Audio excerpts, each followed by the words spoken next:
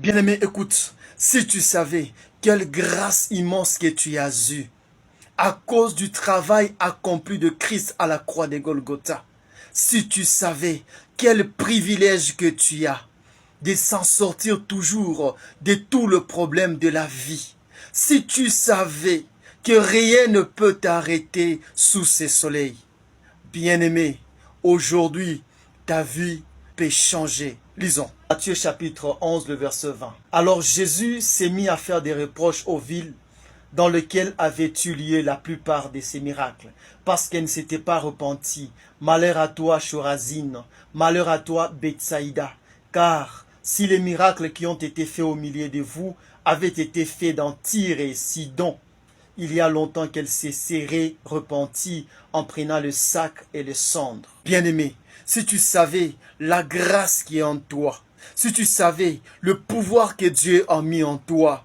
bien-aimé, tu es malheureux parce que tu oublies qui tu es. Si tu savais combien signifie tes péchés sont pardonnés.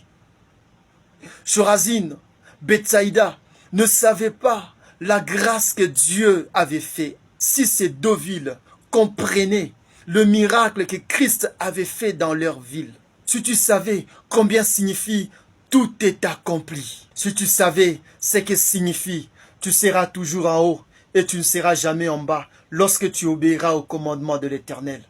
Obéir au commandement de l'Éternel, c'est accepter que tu seras toujours en haut, jamais en bas. Les gens de ces villes de Chorazine, de la ville de Bethsaïda, ne comprenaient pas que beaucoup de miracles étaient faits dans leur ville. Ils ne comprenaient pas la grâce qui était dans ces villes-là.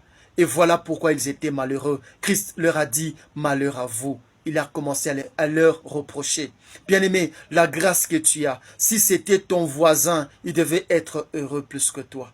La grâce que tu ne comprends pas, le pardon que tu ne comprends pas. Si tu savais ce que signifie, tu seras toujours la tête, jamais la queue.